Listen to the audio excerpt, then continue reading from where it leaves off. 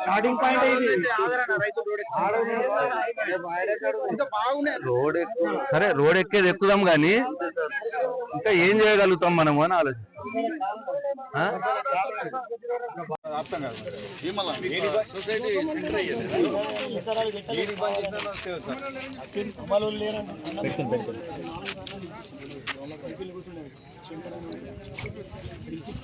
ఒక్కసారి కూడా ఖర్చు లేదు. మా బాగా సెక్రటరీ అప్పుడు చైర్మన్ లేకూరు అదే చెప్తున్నా బిడ్డ, అదే ఏ అట్లా గట్టు ఉంటుందా బిడ్డ? గవర్నమెంట్ కూడా సహకరించాలి కదా వాళ్ళకు, సొసైటీ వాళ్ళ గవర్నమెంట్ సహకరించదా?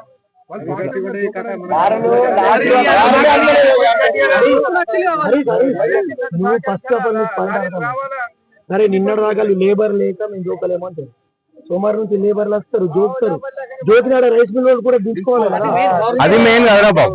రైస్ మిల్ తోటి ₹2 ఎక్కువ రైస్ మిల్ తీసుకోకపోతే బాల్కొండ నియోజకవర్గంలో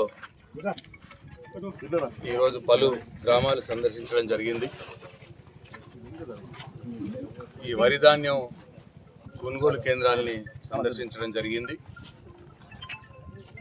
అయితే గత నెల రోజులుగా తెచ్చి కల్లాల దగ్గర కుప్పలు పోసి ఉంచిన వడ్లు పోవట్లేదు అన్న బాధ రైతుల్లో కనిపిస్తూ ఉన్నది, ఆక్రోశం కనిపిస్తూ ఉన్నది. మరి దీని విషయంలో నేను కలెక్టర్ గారిని, డిఎస్ఓ గారిని వాళ్ళిద్దరితో మాట్లాడడం జరిగింది. మరి వాళ్ళేమో లేదు మేము తొందరగానే చేస్తున్నామని వాళ్ళు చెప్తా ఉన్నారు. ఒక దిక్కు మినిస్టర్ గారు ఉత్తమ్ కుమార్ రెడ్డి గారేమో ఫాస్ట్గా చేస్తున్నాం, ఎక్కడేం ప్రాబ్లం లేదు, బీఆర్ఎస్ పార్టీ వాళ్ళే దుష్ప్రచారం చేస్తున్నారు అన్నమాట మాట్లాడుతూ ఉన్నాడు. మరి నేను ఇవాళ ఫీల్డ్లో తిరిగితే, నేను కల్లాల దగ్గరకు పోతే నిజంగా రైతుల బాధ నిజమేననిపించింది నాకు. మరి నెల రోజుల నుంచి కుప్పలు ఇక్కడ ఉండిపోయి వీళ్ళు ఎత్తక, కొనుగోలు చేయక, అవి లారీలలో పోక, ఇటు వర్షాకాలం ఈ పడగొట్టు వానలు పడతా ఉన్నాయి. ఈ వానలతో అవి తడిచిపోయి మళ్ళీ దానికి తరుగు తీసి, ఇవన్నీ కూడా రికరింగ్ ప్రాబ్లమ్స్ ఒకదాని మీద ఒకటి రైతుకు వస్తూ ఉన్నది.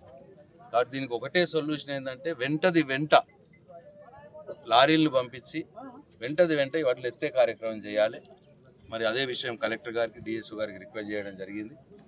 ఇంకొకటి కూడా రైతులందరూ కూడా చెప్తున్నారు ఏంటంటే 40 కిలోలకు 43 కిలోలు అడుగుతూ ఉన్నారు తరుగు. రైస్ మిల్లర్లు మంచిది ఉన్నా కానీ అడుగుతూ ఉన్నారు. మరి 40కి 3 కిలోలు అని అంటే 100కు నీకు 10 కిలోలు అయిపోతుంది. 10 కిలోల తరుగు ఒక క్వింటాల్కి 10 కిలోలు అంటే 10%. ఇది చాలా మరి అన్యాయం ఇది. మరి ఈ తరుగును కూడా అరికట్టాలని చెప్పి కలెక్టర్ గారిని కోరడం జరిగింది. మరి ప్రభుత్వం కూడా ఆలోచన చేయాలి, ఇంటర్వ్యూని కావాలి. ఇక్కడ ఉన్నటువంటి ఈ జిల్లా ఇన్ఛార్జ్ మంత్రివర్యులు సీతక్క గారు కావచ్చు, ఉత్తమ్ కుమార్ రెడ్డి గారు కావచ్చు, ముఖ్యమంత్రి గారు కూడా కావచ్చు. ముఖ్యమంత్రి గారు ఇంతకంటే పెద్ద పనులు ఆయనకు ఏమి ఉండవని అవసరం లేదు.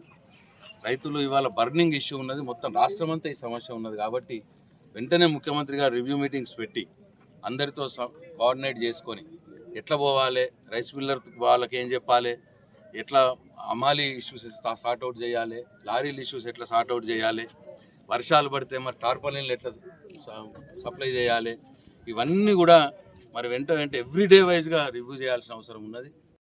ఈరోజు మేము షీట్ తెప్పించుకునేది ఎట్లా జరుగుతున్నది ఏంది అనేది. మరి ఇది ఇప్పటికే అలసత్వం జరిగిపోయింది. ఇప్పటికైనా సరే తొందరగా లారీని ఎక్కువ చేసి మరి తొందరగా వడ్లు పంపించే కార్యక్రమం చేయాలి. రైస్ మిల్లర్స్ని కూడా అదుపులో పెట్టాలని చెప్పి నేను కలెక్టర్ గారిని, ప్రభుత్వాన్ని డిమాండ్ చేస్తూ ఉన్నాను. మరి ముఖ్యమంత్రి, మరి వాళ్ళు ఉన్నటువంటి ముఖ్యమంత్రి ఆ రోజు పీసీ ప్రెసిడెంట్గా ఉన్నప్పుడు తాలు తీస్తే తోలు తీస్తా అన్నమాట మాట్లాడారు. మరి వాళ్ళ 10 కిలోల తాలు తీస్తూ ఉన్నారు. ఇవాళ ఎవరి తోలు తీయాలి ఆలోచన చేయండి. ముఖ్యమంత్రి గారు మాట చాలా ఈజీగా అన్నారు మీరు, కానీ ఇప్పుడు దీన్ని మీరు అమలు చేయాల్సిన సమయం వచ్చింది. కాబట్టి మీరు ఆ రోజు తాలు తీస్తా అన్నారు, ఇప్పుడు మీరు తోలు తీయండి. ఎవరైతే తాలు తీస్తున్నారో వాళ్ళ తోలు తీసి వాళ్ళని అదుపులో పెట్టి రైతులకు లాభం చేయాలని చెప్పి నేను ముఖ్యమంత్రి గారిని డిమాండ్ చేస్తూ ఉన్నాను.